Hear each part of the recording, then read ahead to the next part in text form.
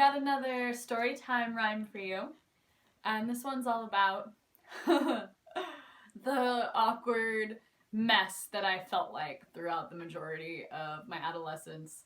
Hi, I'm Stirling. I am deeply and creatively weird, and I'm challenging myself to share my creative process. That's what this video is. Instead of being crippled by social anxiety or the idea of perfection, I'm just gonna put it all out there.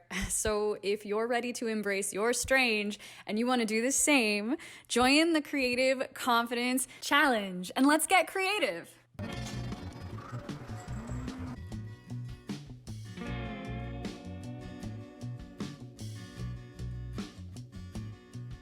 We're here to spark your creativity, stir it up, and set it free on Stir Free TV. Hi, I'm Stirling. Welcome back. I've got another story time rhyme for you, and this one's all about the awkward mess that I felt like throughout the majority of my adolescence. And maybe everyone is awkward when they're young, but I personally felt it really strong. You know, I was a nerd. I wasn't friends with the cool kids. I was a bit of an overachiever, but it came from a place of not really feeling like anything that I did was enough. And I usually had a few close friends, but I was also kind of a loner. Like, I didn't put very much need or weight or drive on like having a social life, especially in early childhood and early adolescence. I found out later that like in high school, etc., that people thought I was a total snob because I didn't talk to other people. I didn't talk to other people because I thought they had no idea who I was, that I wasn't cool enough to talk to them, that they would never remember my name, and that I wouldn't have anything interesting to say. Like, I had a lot of really intense self-directed insecurities around that. So like, I definitely wasn't a snob intentionally. I just didn't talk to people because I thought that they didn't want to talk to me. It's kind of a sad story, right? I've gone through a lot to build my personal confidence. It was very much a fake it till you make it sort of situation. As the genuine confidence has begun to like sprout and grow and I've nurtured it in my reality, I realized that a lot of it is rooted in being able to accept the fact that I was in fact very awkward and that that's okay. It's okay to be awkward. That's the way it is. Some people are really awkward. Some people aren't. That's fine. As long as I can embrace it and not place my own personal inherent value on how I'm being perceived socially, it's okay to be awkward. It's okay to be introverted. It's okay to just want to hang out at home and talk to a tiny robot. Like, that's not, and pretend that there's other people there. Well, it's much more socially acceptable now than it was when I was a kid. That's okay. And like, I've learned a lot about self-acceptance and really like embracing my idiosyncrasies, because another piece of my feeling the social awkwardness was that when I am really happy or excited or engaged or involved in something, I get really high energy, manic. People call me the Energizer Bunny, they call me Battery. They've got all those kinds of names for me because they see that I just have this energy that goes and goes and goes and goes when it's turned on. And a lot of people have told me that it's really annoying and that I talk too fast and that I suck the energy out of the situation because I'm moving too fast and that I'm overwhelming and these sorts of things. So it's like the flip side of feeling awkward and being totally introverted, and then, I go too far the other direction. And so I've struggled with that a lot, and growing into myself and figuring out that it's okay to have high energy and that I just need to be able to funnel it in a direction that supports me and that is productive in a place that it's accepted. Be conscious of not overwhelming people, and learning how to focus and direct that energy has been really valuable. And back in the day when I felt really awkward or like I didn't belong, I would push myself. I would dive really deep into whatever it was that I was doing. I was really into sports. I was really into performing. And so I would just go all in. If I was running all in, and I could just let those feelings go. I get into this single point focus kind of mentality, and then nothing else mattered, and all the weird weight, all the social anxiety would just fly off of me. But as soon as I would slow down, all of a sudden it would come creeping in again, and I would feel it. And it's the same when I would dance. I could shake it off. I could let it go. I could feel free. But as soon as the music would stop or I would stop moving, the anxiety would creep in again. So I would seek that out more and more, the really intense physical experience and the dancing and being on stage and anything that would put my mind into a different frame of being and take me out of that me that was so pent up and socially awkward. And as I've grown, I've realized that it's okay to feel awkward and anxious, and that the reality is that I feel like most people do in one way or another. Even if they put on a great act and it looks like they don't, I'm sure that they have that. They have that anxiety, that awkwardness, or that insecurity that exists somewhere inside of them, and they're good at hiding it, or they're working on healing it, or it's something else for them entirely that may not be recognizable to you because it's not similar to the type of anxiety that you feel, but that doesn't mean that it's not there. And so I've learned that I can love what I'm doing and I can use what I'm doing as a tool to pull myself out of that really self-aware, anxious reality. But at the same time, if I just sink into what it is that I'm feeling awkward or anxious about, and I really feel it, I let myself be in and feel the feelings, I can usually find what it's based on and realize that that isn't necessarily something that's important in the moment, and I can let it go. I can turn on that part of my brain that would get caught up in the dancing or the music or the movement or the performance in any moment.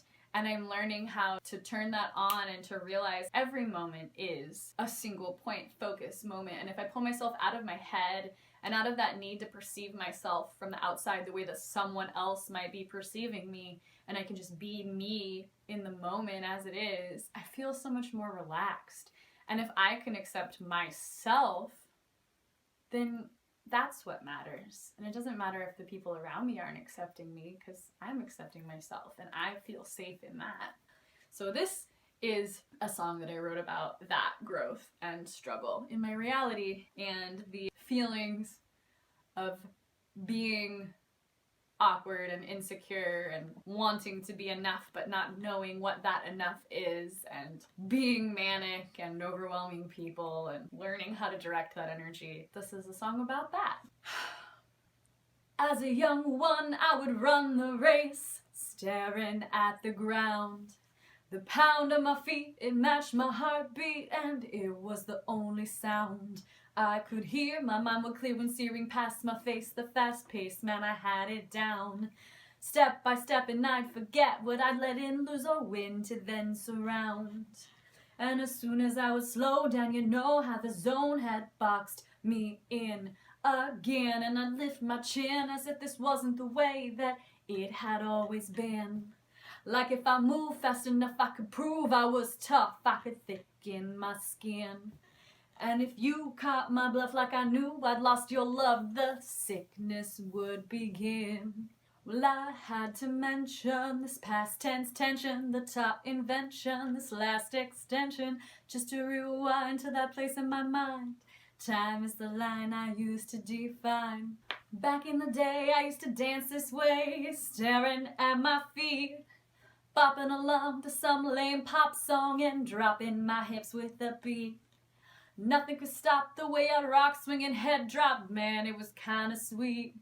The tune didn't matter, my thoughts would scatter, and I'd be flattered with you watching me. But then it'd get too late, the party dissipate, and I'd be left alone.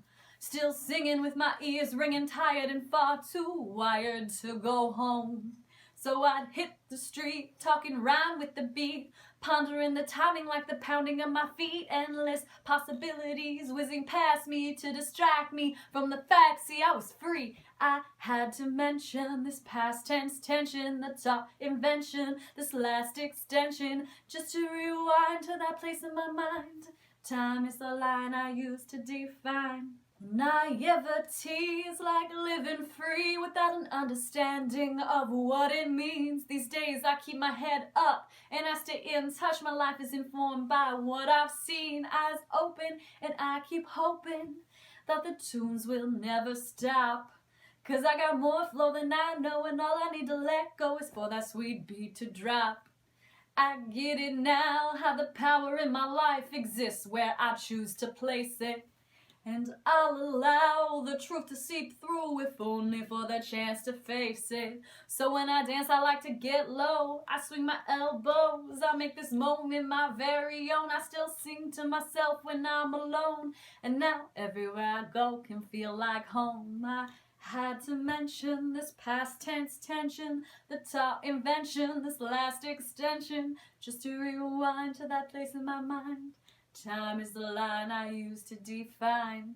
This is actually one song that I recorded with someone who was caring and responsible enough to actually provide me with the recording when he made it, and that's really exciting. I have a video that I put together many years ago. Gosh, it must have been like 5 years ago, when I was auditioning for circus schools in Spain and Italy. I put an audition video together, and this song is in the background of it, and oh gosh, if I can get over the social awkward feelings of letting you guys watch my old circus audition video, I will link that somewhere.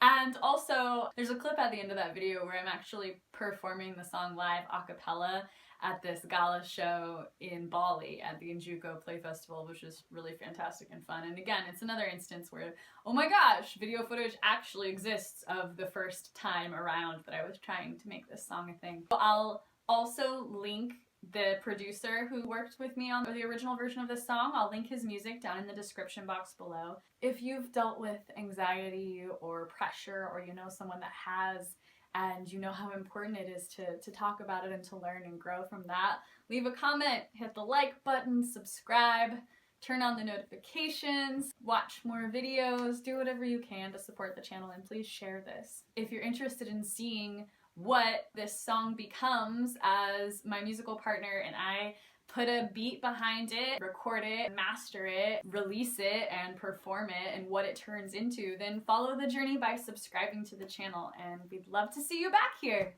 Thank you.